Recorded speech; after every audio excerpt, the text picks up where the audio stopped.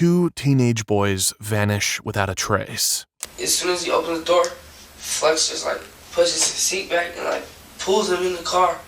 And then he's like, close the door. So I close the door for them.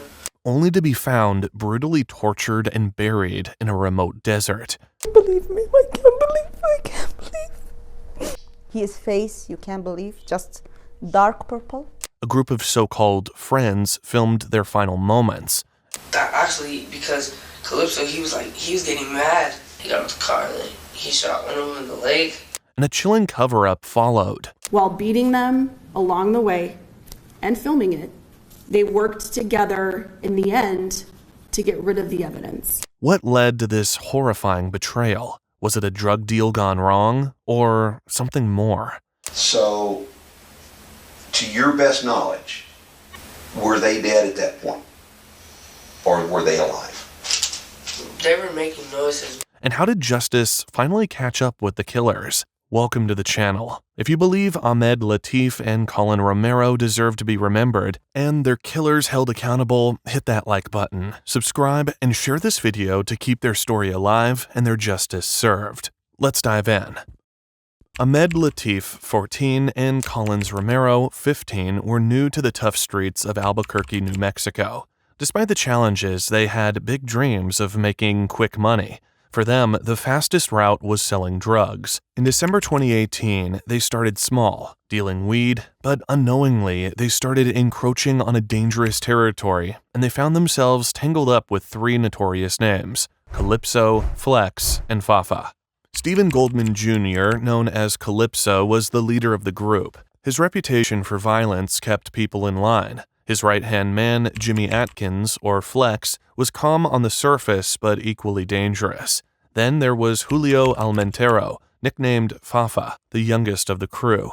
Despite his age, Fafa was quickly making a name for himself in their dangerous world. Together, this trio commanded fear and respect on the streets. 2 days before everything went south, Julio reached out to Ahmed to buy Xanax bars. It was their first-time meeting, set up at a shady apartment complex. Calypso handed over the cash for the drugs, acting like Ahmed was a reliable source. That was like the day before. I texted him off his snap. I was like, can I get 2 bars or whatever? And he's like, bet. That's when I ever first met him. So when I ever met him, we pulled up to these apartments. It was dark. Who? Ahmed. We pulled up to him to buy Xanax. And Calypso gave me the money. And that was the first time I ever met him. And Calypso was like, what's up, little bro? And I was like, who's that? And he was like, this is my little nigga. He's the plug for Xanax. So I was like, all right, bet. What's up, dude? And then I was like, I'm Fafa or whatever. And then he gave me the 2 bars, and I gave him the 20 or like $15 or something. Okay. That first meeting was the start of everything that went wrong. 2 days later, the trio orchestrated a meeting with Ahmed and Collins. It was supposed to be a simple deal, but it turned into something far worse. Ahmed and Collins left home that evening, but they never returned. Weeks later, disturbing videos began to surface on social media. One Snapchat video showed Julio Almentero beating Ahmed and Collins in the backseat of a car, while Flex recording from the front. The boys were being pistol-whipped and mercilessly attacked. The videos set the police into action. Investigators quickly pieced together what happened and identified the trio responsible: Stephen Goldman Jr., Jimmy Atkins, and Julio Almentero. Arrest warrants were issued for all three. Julio, the youngest, was the first to be found and taken into custody. The day of the incident, Calypso, Flex, and Julio showed up at the meeting spot in a borrowed car. The car belonged to Dizzy, who was locked up at the time. Dizzy told Calypso to return it, but Calypso had other things planned for the car.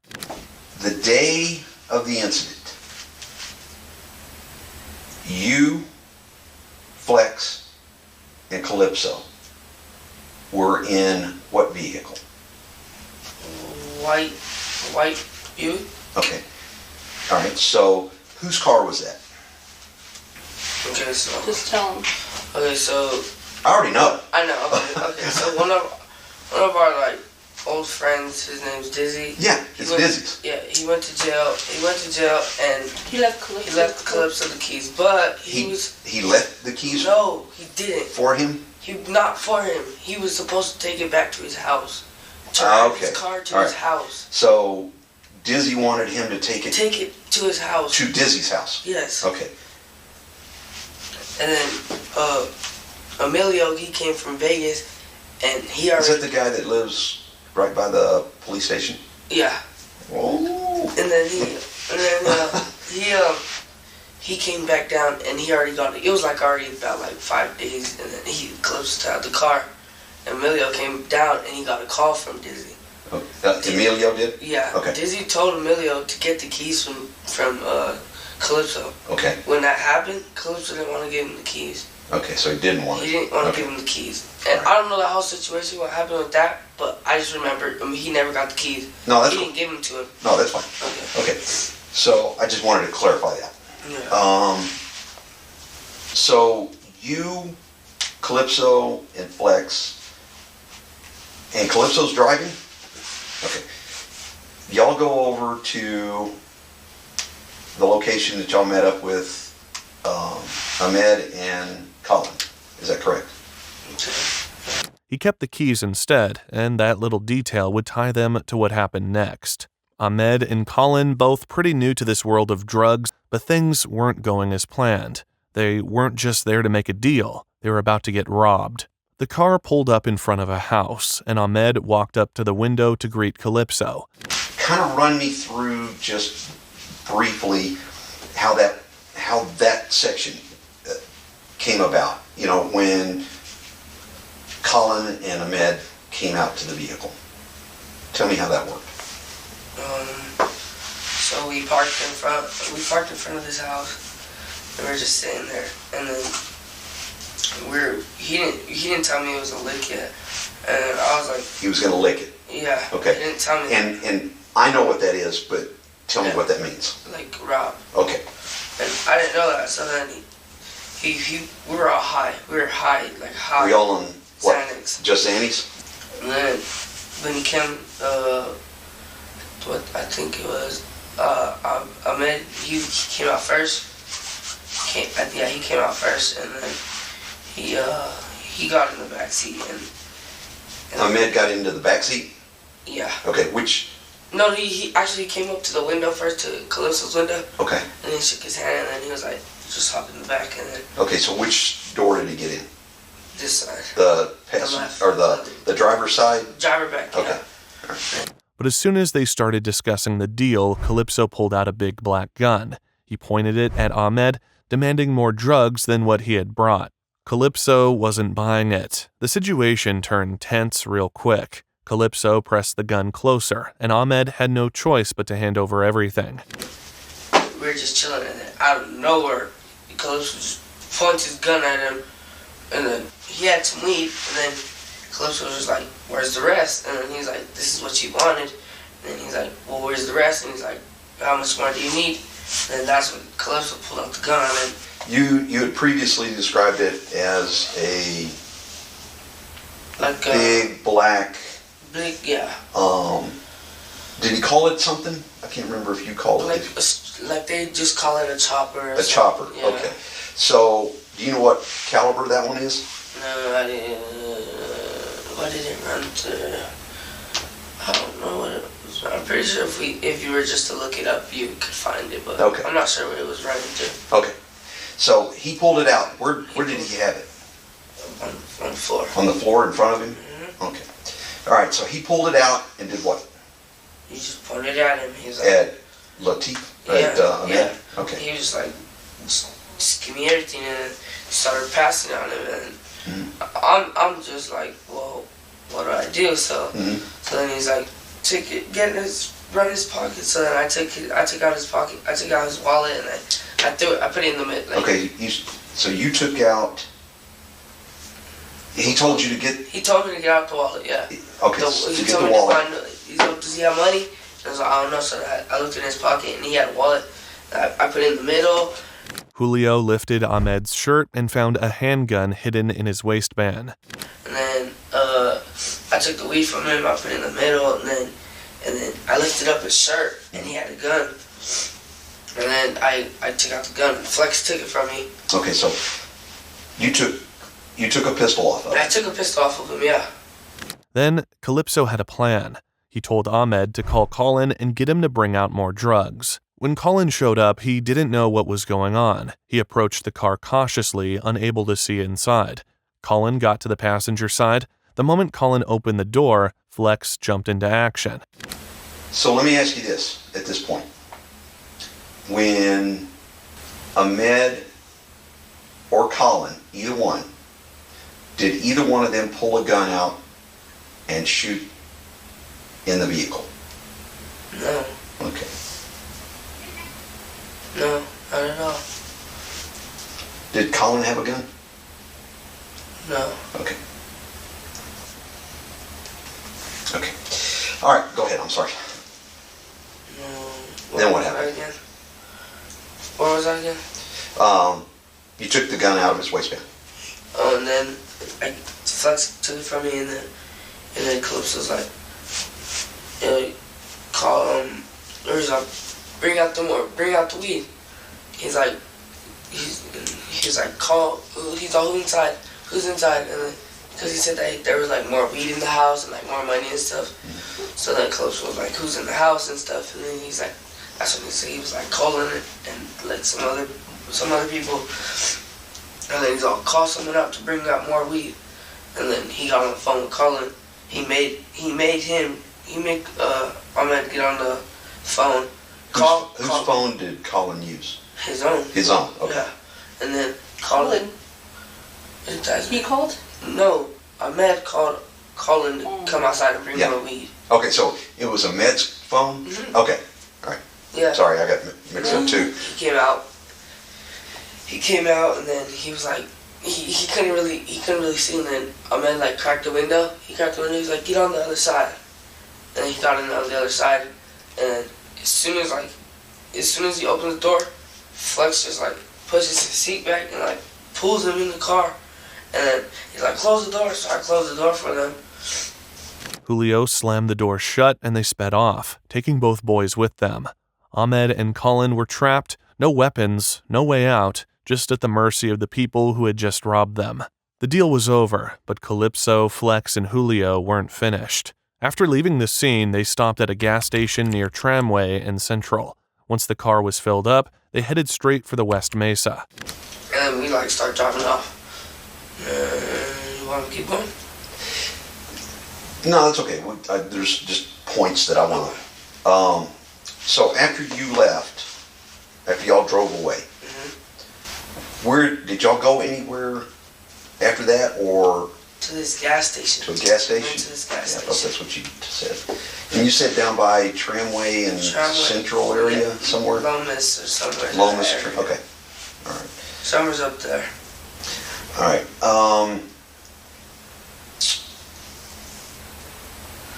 So then let's go from there. Where did you go? From there that's when we started heading up towards the Mesa. On the freeway? Yeah. Okay. There were no stops, no detours. Before reaching the West Mesa, Calypso tossed Ahmed's phone out the window. He then forced Ahmed to log into his Snapchat account on Flex's phone. Calypso wanted to use the account to reach Ahmed's plug to get more weed. Ahmed hesitated but had no choice. What happened to Ahmed's telephone? He threw it out. He threw it out the window, but then he made him log in on his phone. He made him log in on Flex's phone, and then you know how they said that they seen the snap map in the Mesa, because they made him log in on their snap on Flex's on phone? Flex's phone. Yeah, but into their account. Yeah. Okay. Yeah, I don't know what they were doing. They were trying to get more weed or something, like, I don't know. Trying to make him get more weed? Yeah, like just keep getting more stuff, and like I'm already like, this is greedy. This is already greedy. And was it Colin's or Ahmed's Snapchat? It was I don't know. I'm pretty sure it was on Ahmed's Snapchat. Okay. Yeah. Yeah. All right. And who threw Ahmed's phone out? Calypso. Calypso did? Yeah, he tossed it out. I think he tossed it out like before we even got to the Mesa. I think he threw it out, and then that's when we got over there, and he was like, logged in on your Snap. He's like, hit up your plug. Whoever plugs you in, hit him up. And then he was like, no. And then he gave him the phone, and then he's like, do it. And then he did it. He logged in. Mm-hmm. And he texted. I don't know. He was texting whatever like his plug was. Like his like. Right. You know what a plug is? Yeah. Yeah. And then he wasn't answering. I'm old, but I know it. And he wasn't answering, so then he was just getting more mad, Calypso. So then he was like, he I'm pretty sure he left him logged in. And when we went out there, then that's what happened. That was before, yeah. All right, so. Under pressure, he sent out messages, though none of his contacts responded. What happened next was even more disturbing. Snapchat footage from Calypso's phone showed the whole ordeal, the trio tormenting the two teens the whole time driving through Albuquerque. Calypso seemed obsessed with documenting everything, almost as if it was a trophy. He even spoke about keeping images of the bodies, showing just how twisted his mindset had become. The ride was tense. Calypso was getting more and more worked up as they went along. At one point, he threatened to shoot one of the boys in the leg. Julio, seeing how crazy things could get, reminded Calypso about the car. Did anybody shoot anybody as you were driving to the West Mesa while y'all were still in the car traveling? Nope, because because Calypso, he was getting mad. He was like getting mad, and he reached back while he was driving, and he's like, I'll shoot your leg right now. And I looked at him, it's like right next to me, and so I'm like, don't do that. And then he's looking at me dead in my eyes, like he wants to do it. And then I start pushing the gun away, and then he's like, oh, he keeps saying it.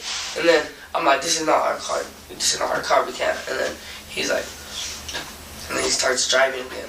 But no one got shot on the way there. So nobody got shot in the vehicle as you were traveling? No. Okay.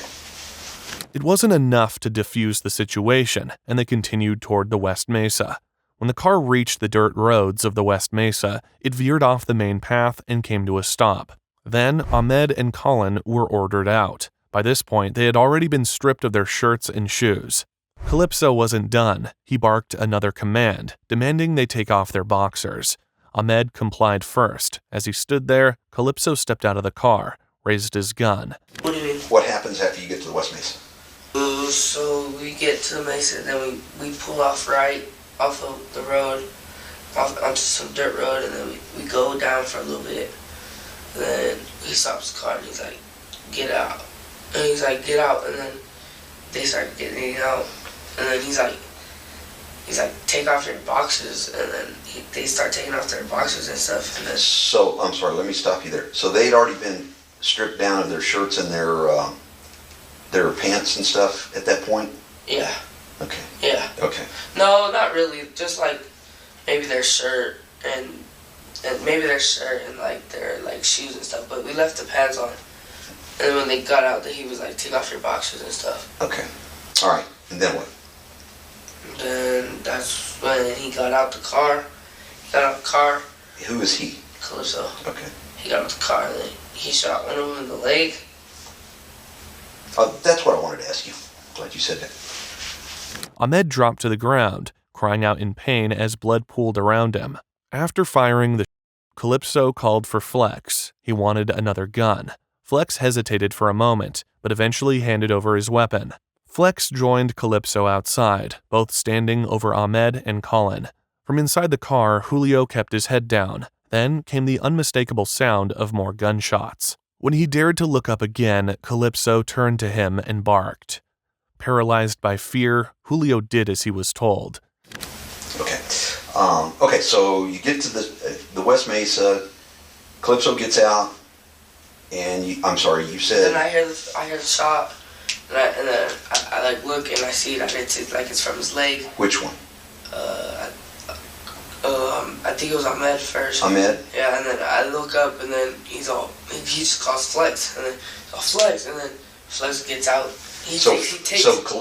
Calypso was the only one out with him at that point. Yeah, and then he calls Flex. Yeah, okay. And then Flex he looks back and he's like, give me your gun, and I was like, why? And he was just give me your gun, and I was like, okay. So then I gave him mine. He still has theirs. He still has the gun that he took from me that I took from them. Okay. He has that one, but he takes mine. And then he goes out there, and then I just hear the shots, and I just put my head down. And then I look up, and then he's like, "Get the fuck out of the car!" And he's like, "How me put him in the truck?" And I was like, You say he. Who's saying Calypso. that? Calypso's telling Yeah, and I was like, I'm still processing it through my head, and he's like, help me, and I like snapped back into reality, and I was like, oh crap, and I was like, what do I do? And then at that point, I feel like, damn, what if I don't help him? What can happen to me? So that I help him. I put him in the trunk with him. Okay, I'm again gonna ask you, did you shoot at all? No, I didn't. I just gotta ask. Yeah. Okay. I So didn't. you never pulled the trigger on either one of the boys? Nope. Okay. Together, they lifted the bodies of Ahmed and Colin and placed them in the trunk of the car. Julio heard faint noises coming from the boys. Okay. So when you get out, you help who pick up the boys? I help Calypso carry one, and Flex just picks up one. Hey, okay. Flex just picks up one by One by himself? Yeah. Oh, he's pretty good size. So, do you know which one that you helped put in? Ahmed. Okay. I'm pretty sure. Okay. Yeah.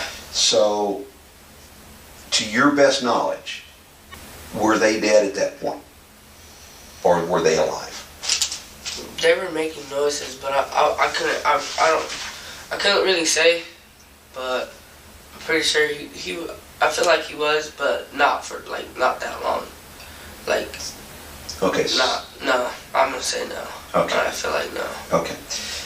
When Julio was brought in for questioning, he was quick to distance himself from the worst of the night's events. He claimed he never pulled the trigger, repeating that he didn't fire a single shot. The suffering Ahmed and Colin endured was beyond belief. Calypso and Flex didn't just kill, they tortured. Ahmed was shot 19 times and Colin 9 times. Before the gunfire ended their lives, both teens were beaten relentlessly. Every action seemed calculated to prolong their agony. Their cruelty left no doubt about their intentions. This wasn't just a robbery gone wrong. It was a display of power and dominance. As they drove away from the crime scene, the reality of what they'd done began to sink in. Calypso started panicking. His desperation grew as he scrambled to come up with a plan. At first, he turned to Julio, asking if his uncle Anthony Aragon might help. Frustrated, Calypso began texting and calling anyone he thought might be able to assist. So from there, once you put the kids back in the trunk, you go where? Ooh, we start driving. Then he starts flipping out. What do I do? No. And then he's like, who will help me? Who will help me? And then he's like, where's your uncle? And I was like, he's probably sleeping or whatever. Because it was like 6, it was like 8 actually. No, it was pretty early in there. He was like, so where's your uncle? And I was like, I don't know. Text him, and he starts texting or whatever. I didn't know what he was texting. Then he calls him up. So he calls. Yeah, he calls him. He's texting my uncle. They have Okay. their own relationship. I have my own relationship with my I'm uncle. just clarifying some stuff. Yeah. Okay. Calypso decided to call his father. The conversation quickly ended with Calypso slamming the phone down in anger. With his father unwilling to help, Calypso shifted his focus back to Anthony Aragon. Anthony pressed for details. To what? He asked. Calypso refused to explain over the phone. Calypso calls his dad first, and he's like, I need help. I f***ed up. And his dad was like, I don't know what to do with you, dude. You're f***ing up too much. And then he starts yelling with his dad on the phone. And that's when he hangs up. What did he tell his dad? I need help or something. He's like, I need help. He said, I need help. I f***ed up, Dad. And then I wasn't really paying. I don't really remember. But then they were just yelling at each other on the phone. And then he hung up on him. Who hung up? Calypso hung up on his dad. Okay. And then that's when he's like, what is your uncle doing? I was like, I don't know. He's probably sleeping or something. And he calls him up. And he's like, hey, what are you doing? And he was just like, just driving around. He's like, meet me ASAP. I got 2. And my uncle's like, what? He's like, I'm not saying it on the phone. Just meet me. I got two in my trunk. And he's like, my uncle's like, what? And then he's like, can you just meet me? And he started yelling. And he's like, my uncle's like, yeah, where at? And then they met up at this, off the freeway right there. Did he? Anthony Aragon reluctantly agreed to meet Calypso at a location near the freeway. At the meeting spot, Calypso and Flex opened the trunk, revealing the dead bodies. Despite the horror of what he saw, Anthony Aragon chose to assist, helping them with hiding the bodies. Meanwhile, Calypso's father, Stefan Goldman Sr., joined the cover-up efforts. The group eventually arrived at Calypso's house, where Stefan Sr. pulled them aside for a private conversation. The gravity of the situation was clear to him. His first instruction was simple. And he gets out the car, starts smoking a cigarette with my uncle. They're talking outside of the car. I don't know. So you don't know what they're saying? Nope. Them three out the car. And then they get back in the car. And then he's like, Flex get in the car with him. Flex gets in the car with him. So Flex gets in the car with my uncle, yeah. Okay. In his rental car. Yeah. Okay. Then he's like, and then I stayed in the back. I stayed in the back while he's in the front. Even though Flex got out, I stayed in the back. Okay. And then he's like, I was like, where are they going? And then they're like, they're about to go to the Home Depot. They're about to go to Home Depot and get a shovel or something. I was like, what are you guys about to do? He's like, don't worry about it. And then we pull up to Calypso's house. We pull up like down the road from his house, Calypso's house, and then he's like, start cleaning out the car, 500. I was like, what do you want me to clean? And he's like, just take out like all their clothes, just put it in a bag. And I was like, all right. So I put it in a bag, and then he takes it from me, he gives it to Flex, and then he gives it to. So did you all go back to Calypso's house at that point? Yeah, but down the road, and we parked right behind each other. Okay.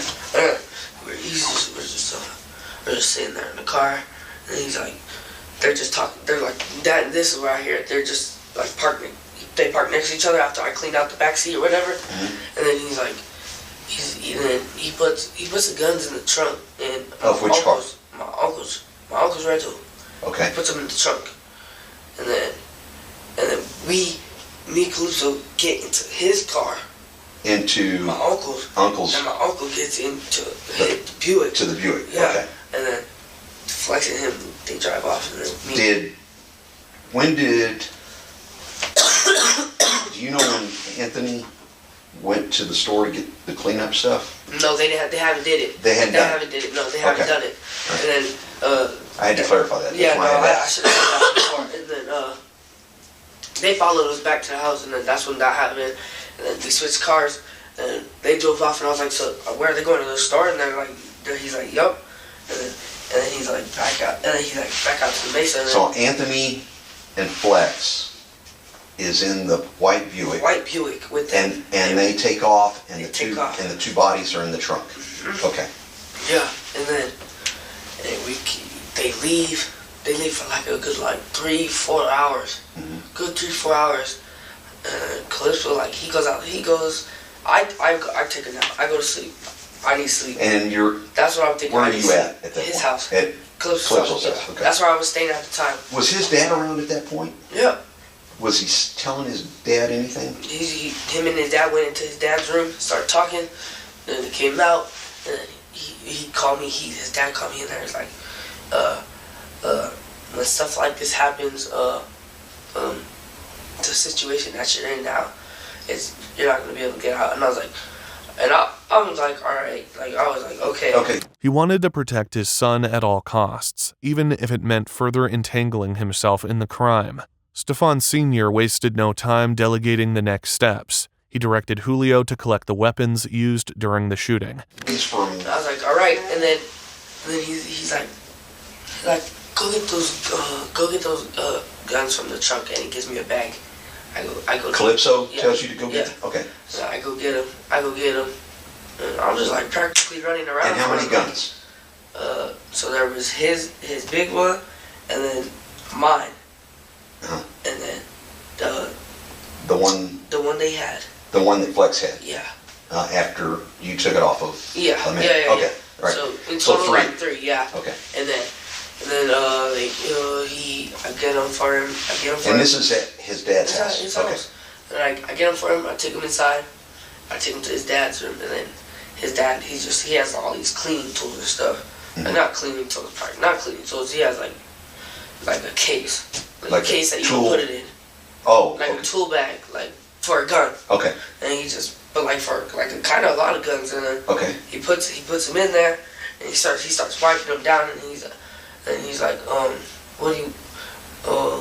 what are you about to do with these, Dad? And he's like, I don't know. I just need to take them off of you. I'm taking them from you, and then Calypso takes he takes a gun that he had in the past, because he has multiple guns. Okay, He has multiple guns. So He his puts dad takes the 3 guns. The 3 guns, and Calypso takes a different gun that he had in the past, that he had like at his house. He got a different one and put that big one back Into that. Yeah, and then into the case. And he's like, just save it for me, Dad. Just save it for me. And then he's like, just don't do nothing with it. And he's like, just shut up, Steven. Just be quiet. So his dad takes the 3 guns that were used for the boys. Well, the two, and that's just one of theirs. The gun that I took from them, they didn't use it. Okay. Just 2 guns. Okay, but what I'm saying is, he took the 3 guns that y'all had. Oh yeah. When it all happened. Yeah. He took the 3. Goldman's dad took those guns to get rid of them. Yeah, I don't know to get rid of them, but like save them for him and whatever. So he had them. Yeah, he had them. Okay. There were 3 guns in total. One belonged to Calypso, another to Julio, and the third was confiscated from Ahmed. Julio handed the guns over to Stefan Sr., who took them into his room.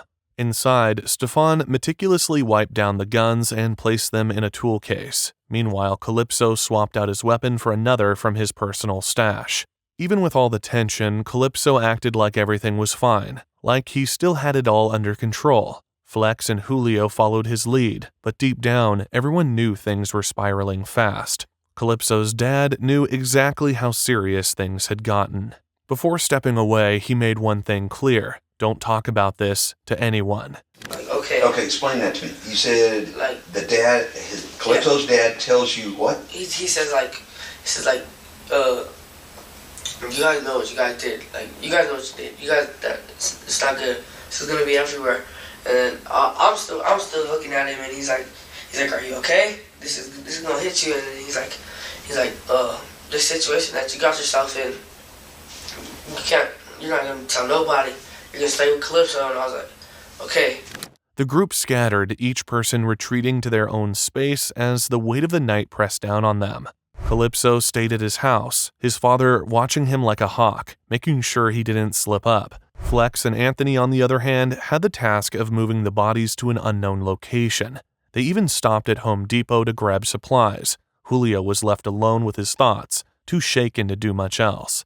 Sleep didn't bring any relief. Between their sloppy planning and the sheer number of people involved, it was only a matter of time before the truth started to unravel.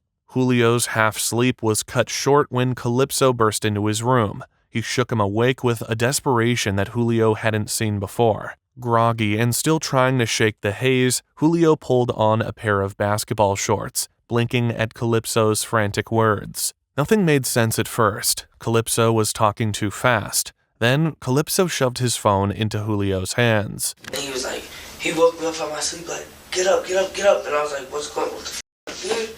And he's like, we gotta go. And I was like, what do you mean? He's like, let's go, we gotta go.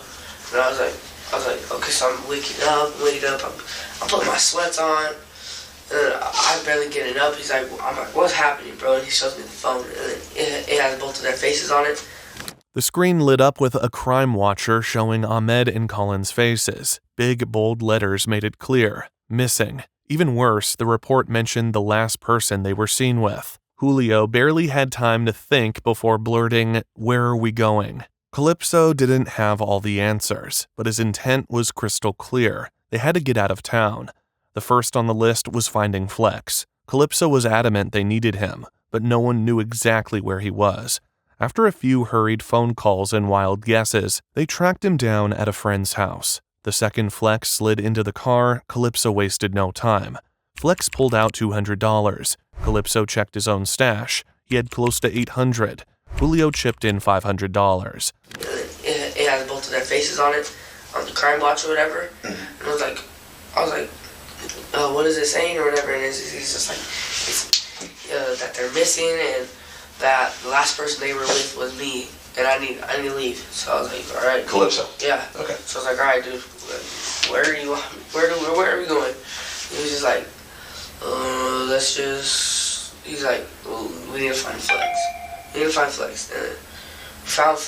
we picked up Flex from I don't know where. I don't know where he was. Yeah, I think he was at one of his homies' house or something. We picked him up. He's like, we gotta go. How much money you got on him? He's like, at least 200. I had like 500. He had like 800 or some shit. Calypso and that. Altogether, it wasn't much, but it would have to do. Whatever was coming next, it was clear Calypso was scrambling to stay ahead of the fallout. He's like, all right, bet. We're gonna take a trip. Take a trip to. Let me ask you a quick question. And I asked you once before, and I think I remember what you said. So when y'all had the kid, Ahmed and Colin, how much money did y'all take off of? Like $80. Like $80. You are total. What do you mean? Like how much I got? No. I didn't even get none. Total. Total. What do you mean? Total out of all the money, it was like 80 in his wallet, and then no, actually I think Colin had he had like 100. He had some money. Yeah. And y'all took that money? Yeah. Okay. But I didn't get none of it. Okay. That's what I remember you telling me I was didn't that they took it. Yeah. Okay. So, all right, let's go forward a little bit. When did your uncle end up getting his vehicle back? And not for like 3 days. Okay. Not for like 3 days. So how did that happen? We left like we were just high, dude. We were still taking bars. We went up to the freaking crest. We went up to the crest and just hotboxed the car and just slept in the car for like at least like 2 days maybe. Okay, but in the rental. But when Anthony got his car back, where was that? In front of Calypso's house. At Calypso's house. Yep. Okay. Julio's uncle Anthony wanted his rental car back, and he wasn't the type to wait patiently. For the past few days, the group had been aimlessly drifting. Eventually, they ended up back at Calypso's house, looking for a moment of peace, but the pounding on the front door shattered that plan. The loud knocks jolted some of them awake, though a few were still too out of it to notice. Calypso groggily assumed it was the police, but when his sister opened the door, it wasn't the cops. It was Julio's uncle, and he wasn't happy. Calypso stayed in his half-asleep state, leaving his little sister to deal with the commotion. His sister, unsure what to do, went to wake Julio. So how did that transaction as far as... He actually came up to the door while we were sleeping. Because we ended up coming back to the house. We just ended up staying at the house again, and then we just hear boom, boom, boom, boom. And he thought it was the cops. I wasn't even awake. And he was awake, and then his sister answers the door. She's like, hello, who are you? And he's like, my nephew here from. He's like, I need my car now. And Jada was like, I don't even know you. You can't be coming over here like that. And he's like, I need to talk to your brother and Fafa now. And then she's like, okay. So then she woke up me, and she's like, your uncle's outside, and he can't be banging on my door like that. I was just like, what? I was like, what? Julio sighed, clearly not in the mood for a lecture, but he didn't argue. He grabbed a trash bag and began cleaning out the car while the others stayed inside, too drained to help. The uncle didn't waste time, taking the car and storming off without another word. By early morning, the house had settled into an uneasy quiet. Calypso grabbed his things and took off in his car, leaving Julio and the others behind. The Buick stayed parked a few houses down, its presence feeling more like a ticking clock than a convenience. Julio's uncle had made it clear, get rid of it. I get up, I go out there and talk to him, and he's like, he's just mad. He's like, where you guys been? It was been like 3 days, and then he's like, I've been looking for y'all. No, it's actually been like 2 days or a day. That's fine. Yeah, and then I'm not holding you to that. Oh yeah, and then he's like, I need my car back, and I need all that. I need to clean it out because that's a rental, and I can't get charged for it or something. And I was like, all right. So I'm out there cleaning. Calypso was sleeping. I have to do it by myself. So I started cleaning out the rental. Okay, so who gave your uncle his keys? I did. Okay. I ran inside and got the keys. Okay, where were they? On the coffee table. On the coffee table. All right. And then And he gave me the key to the Buick. Your uncle gave me the keys to the Buick. Okay, then what did you do with the keys? I put them under Calypso's pillow. Oh no, I put them on the coffee table. Yeah, I put them on the coffee table. I was like, hey, bro, keys are right here. Okay. Keys are right here. Don't forget. All right. Yeah, Who told you? Who'd you I tell? told him that. I You told told who? Calypso that. Calypso. Yeah, I woke him up. Okay. Like, the keys are right here, bro. Like, make sure they stay right here. Okay. Because he has a little brother, like he might get him or something. Yeah. So they're just right there. And then we sleep till like freaking like 6 in the afternoon. And my uncle leaves. He left. Okay. He left with his. He took his car. Let me ask you this, and I need you to be honest with me. Okay. And you may or may not have been there when this was said. Yeah.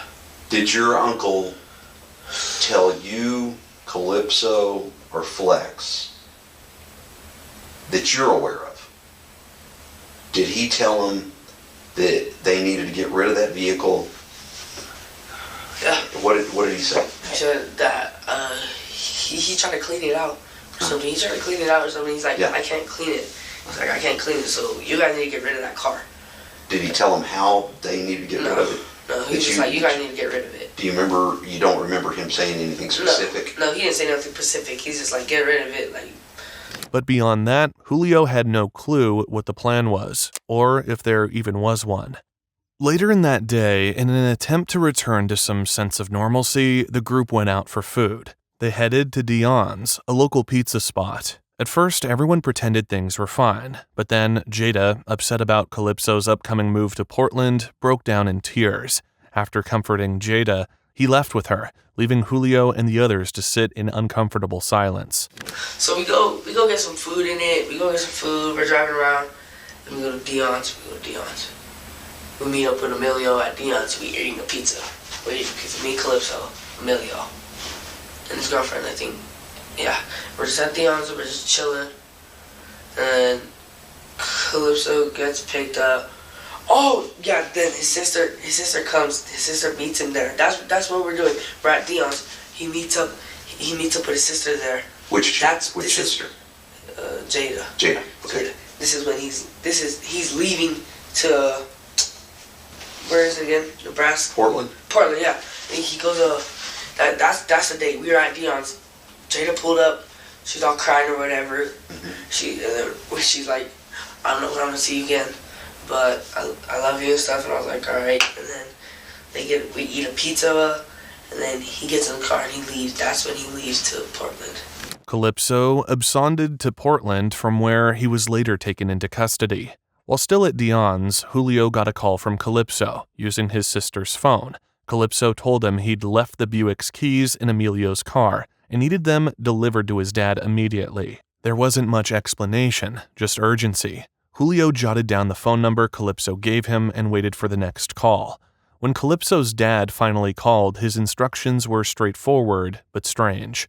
We're just chilling, talking, smoking or whatever, and then he's like, I get a call from Calypso, and he's like, you did? Yeah, from his sister's phone, and then not my phone, because I didn't have a phone at the time. He called Amelia or something off of his sister's phone, and he's like, tell Fava that the keys are in the backseat. I left them with him. I just talked to my dad. You need to give him the keys now. Okay, so let me make sure I understand what you're saying. Yeah. You finish up with the eating at Dion's. Yeah. Okay, and we're still at Dion's. You're still at Dion's. Yeah, no, we're still at Dion's. Okay, but Calypso and his sister had already left. Yep. He tells you that he left the keys, in the car. In the back of the car. Yeah, not in the Buick, in Emilio's car. Oh, in Emilio's car. Yeah, Emilio's car. And that you need to give the keys to who? His dad. To his dad? Yeah. Okay. And then he sent me the number of his dad. Okay. And then I called him. I was like, I'm at the Dion's, whatever. He's like, okay, I'll call you when I'm there. And then he calls me and he's like, walk to the end of the street by these apartments, and I'm right there. You'll see me. I'm like, all right. Walk. He's all, come by yourself. And I was like, all right. I walk up. He asked him to come alone. Julio's stomach nodded, but he followed the instructions. When Julio arrived, Calypso's dad was waiting for him, his face serious but calm. He greeted Julio with a question that caught him off guard. The question cracked something open in Julio, everything he'd been holding back, The fear, the guilt, the confusion came pouring out. Calypso's dad rested a hand on Julio's shoulder, his tone steady but firm. The words hit Julio like a punch to the gut. He nodded, but deep down he felt stuck. There was no easy way out of the mess they'd created. I walk up, and he's like, how you doing? How are you holding through this? And I was like, this is just bullshit, dude. Like, I still can't get it through my head. Like it just keeps coming in my head. And then he's like, you'll be okay. I was like, I just started crying, and he's like, you can't be in this situation with these people like this, because you know how my son is, and he likes to rob people, and you know how it is, and if you want to be in this type of life, then you have to live like this, and live like that's what you gotta go through, shit like that. And I was just like, that shit's like sad, like that shit sucks. And then he's like, let me see those keys, and then he takes my phone. He takes his phone from me. He's like, unlock it, and I unlock it, and he deletes his number. Okay. Deletes his number off of it, and I give him the keys, and I start walking. I walk back to the Dion's, and he drives off. Okay, so he takes the Buick at that point. Yep. Okay. It's in his custody. All right. With the keys handed off, Calypso's dad left, and Julio walked back, the warning replaying in his mind. The car, the group, and their choices, it all felt like a time bomb ready to explode. The walls felt like they were closing in on Julio as the investigator pieced together the puzzle. Each question seemed to tighten the noose. The investigator then twisted his phone screen towards him. It was surveillance footage, blurry, but clear enough to identify the crew. Authorities have linked at least 5 robberies to the gang so far. The last thing I got for you. Be honest with me.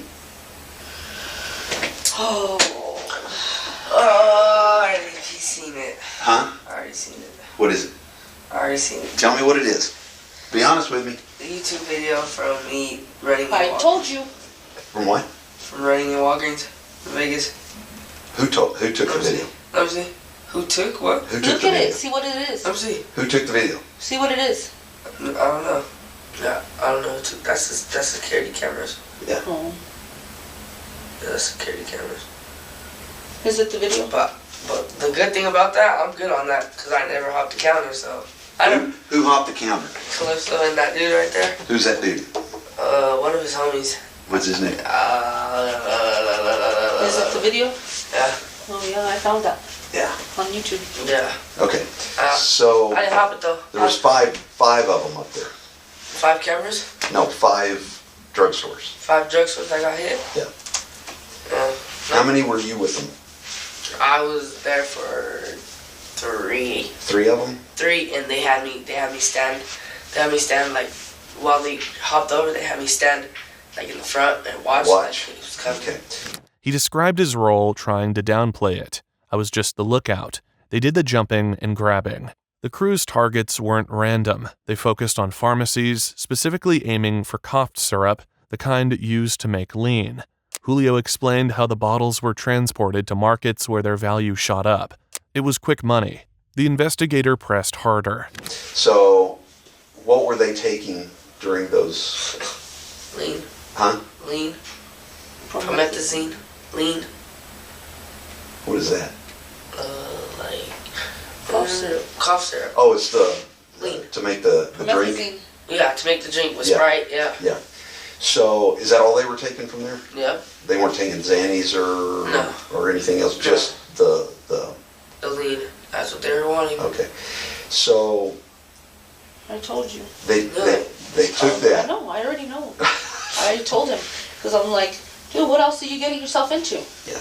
I haven't been So- nothing, and that's what you said, huh? I said, I bet you it's about that YouTube video. Tell me about other ones like that in another city. In another city? Uh-huh. Another city. Albuquerque. You ever been to Phoenix with them? Phoenix, Arizona? Uh-huh.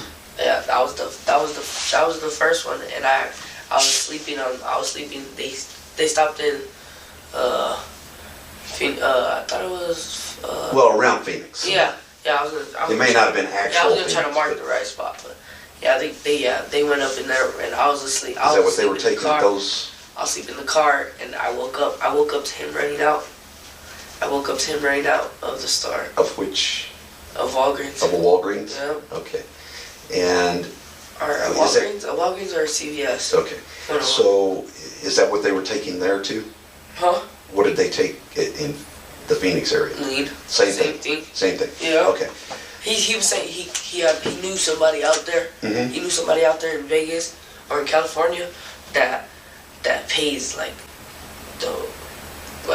cause you know how in the stores like it's cheap, yeah. but in the street you can right. You can throw that off for like 800. Yeah, you can throw it off for like 800. No, like out here it's like 300 or something. If you take it out there, they're selling it for like at least like 800, 900 around a pipe. In Phoenix, he claimed he'd stayed in the car, waking up only to see his friends bolting out of a Walgreens. But Las Vegas was a different story. Julio stared at the table, unable to meet his gaze. The footage was damning, showing them in action. These aren't just state charges. The DEA's involved. Pharmacies fall under federal jurisdiction. This is serious. Damn. Y'all hit 3 places in Vegas that you were with. That I was with him, yeah. Okay.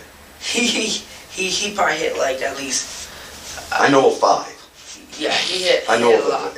at least 5. He hit a lot out there. And they got security video on all of them. All of them? Is he in them? Some of them. But not one of them. Do you see me holding a pipe? Yeah. I'm not holding none of them. I'm on the other. I don't even know how to counter. Here's the bad news about all of that. Well, it's coming up. It may. See? But here's the worst part. It's federal. Yep. Pharmacies are federal. DEA. Federal charges. Okay?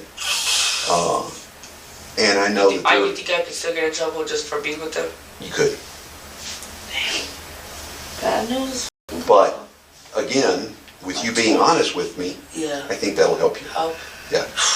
Yeah, I'll be straight up. You know what I honest was with looking that, for 'cause that was when I just straight. found that? What? Because my brother said that they had video. Of him? Yeah. Yeah. So I was looking it up on Oh, YouTube. they do. Yeah? It's horrible. No, It but on is. YouTube. Oh, I don't know about looking for it that. on- Somebody probably leaked it out. I was looking But- for it on YouTube, and I came And that's across what you that found? shit. Yeah. It was casino security Oh. on your brother and the rest of them. When we were talking the other day, he's like, I regret it so much. I'm like, dude, I told you to go. He tried to take me with, he wanted me to go. I said, hell no. I got to. Julio's mother had her own take on how he got involved. It's her brother's fault. According to her, Julio's brother had been the one pulling the strings. He planned the heists, recruited the crew, and ensured everyone played their part, while she insisted Julio had been roped in against his better judgment. Regret or not, the damage was done, and Julio was left to face the fallout, caught in a web that was becoming impossible to escape. Time-stamped surveillance footage and the weight of federal charges painted a grim picture. His bravado stripped away. He hadn't thought this far ahead. The only choice he has now was to come clean and hopes for leniency. As the interrogation continued, Julio Almentero's demeanor cracked. The federal pharmacy robbery charges hit him hard, a reality he hadn't fully grasped until now. But when the detective brought up Calypso's role, suggesting he might shift all the blame onto him, Julio's frustration spilled over. You're better off standing up. Believe me, he tried to tell me that he wanted to leave, and I said, you're not leaving. Yeah. You're not leaving. Bro, it's not worth it. They'll catch you, dude. Look at me. You will be better off standing up, saying What the hell what happened? you told me, Yeah. being honest, Then man just it throwing up. it to the ground and Yeah. that is gonna make it worse. It is. And I'm telling you, you are in a better light than anybody. Okay? Yeah. So just I man just up. can't believe that they're trying to blame him. Oh, I knew it was going to happen. And I know it's I just because of wish their I could- ages of those kids, Yeah. huh? I just wish I could get to Flex. Calypso agreed to do an interview? His attorney did, because he's trying to turn everything around on you and Flex. Wow. And Anthony. What do you mean? Oh, I can't tell you all of it, but he's trying to put the murder on Anthony. He's a bitch. I'm telling you, I knew that this was He's the one who fucking did all this shit, and now he wants to fucking blame I knew that this was going to happen. I knew it before it even happened. And I think I remember you saying. I did. I told y'all. Before he even got caught. I told y'all. And so. Well, it was when he did got caught, huh? He had already got caught. So, that's why I had to clarify some stuff with you. Okay? He's fucking stupid. So. The reassurance was faint, but Julio clung to it, realizing his own words might still shape the narrative. By the end of the interview, Julio's fate felt precarious. The federal nature of the crimes and the growing stack of evidence loomed large, far beyond anything he could have imagined. The detective made it clear this wasn't something he could talk his way out of. The prosecution took 5 years to build an airtight case against all the defendants, and the trial began in February 2023. The courtroom grew silent as prosecutors pieced together the grisly details. While beating them along the way and filming it, to brutally torturing them and killing them in the West Mesa. They worked together in the end to get rid of the evidence. They described how the defendants, along with Goldman Sr., took extraordinary steps to erase evidence of their crime. The burned car, once used to transport the teens' bodies, became a critical element in the prosecution's argument. Days after the killings, they claimed the group returned to the remote desert to rebury the bodies, a final act of desperation to conceal their guilt. Latif and Romero's bodies were discovered 2 weeks after their disappearance, buried in a desolate area of Sandoval County. Latif was hit 19 times, Romero at least 9. The pattern of injuries clearly indicated that they were inflicted not just to murder, but to prolonged torture. As the trial unfolded, the prosecution's evidence loomed large. The combination of burned evidence, chilling videos, and devastating autopsy reports painted an inescapable picture of violence and inhumanity. For the families of Ahmed Latif and Colin Romero, the testimony was a painful reminder of the boys' suffering, their lives brutally taken in a way no one should endure. Believe me, I can't believe. Are you crazy? Are you start to bring the gangs at my home? His face, you can't believe, just dark purple, no eyes. I have faced a lot of demons this year. I've had to come to reality that, I made a lot of mistakes with my son. I'd like to see all of them, spend the rest of their lives in prison. It's only fair at the end of the day. If I ever do have another child, like what kind of mother I would be again and what I would do differently. We'll wait however long it takes to get those boys justice and bring back their dignity and respect. Despite the defense team's efforts to cast doubt, the evidence against the defendants proved overwhelming. Jimmy Atkins' attorney questioned the reliability of cell phone data and tried to shift focus onto Stephen Goldman Sr., asking why the older man seemed to escape harsher accountability, but the jury saw through the arguments. In February 2023, the verdict came down. Stephen Goldman Jr., Jimmy Atkins, and Julio Almontero were convicted of murder, kidnapping, armed robbery, and tampering with evidence. The chilling details of the 2018 killings on the West Mesa left no room for leniency. On May 1, 2023, Judge Stan Whitaker sentenced each man to 2 consecutive life sentences, totaling 60 years before eligibility for parole. The judge emphasized that a lighter sentence would dishonor the memory of Ahmed Latif and Colin Romero, whose brutal deaths revealed the depths of human cruelty. Stephen Goldman Sr., who played a quieter but crucial role in covering up the murders, pleaded guilty to tampering with evidence. His 4-year prison term stood in stark contrast to the fate of the younger defendants. Julio's uncle, Anthony Aragon, who helped the trio bury the teens, pleaded guilty to tampering with evidence and conspiracy. Colin Romero's mother spoke directly to Anthony before his sentencing. You are a father. Your own flesh and blood were the same ages as Colin and Ahmed at the time. I will never understand why you were involved or why you didn't go straight to police. Anthony Aragon was sentenced to 6 years behind bars. And so, justice was served, but the scars left behind will never fully heal. Ahmed and Colin's story reminds us of the importance of holding everyone accountable, no matter their age. While the sentences handed down may bring some closure, they can't undo the unimaginable pain caused by this senseless crime. We owe it to Ahmed and Colin to keep their memory alive and to continue fighting for a world where tragedies like this don't happen. Thank you for watching the channel, where we shine a light on the cases that need to be told. If this story resonated with you, please like, subscribe, and share to ensure Ahmed and Colin are never forgotten. Let us know in the comments what you think about this case. Your voice can make a difference. Until next time, stay curious, stay vigilant, and stay safe.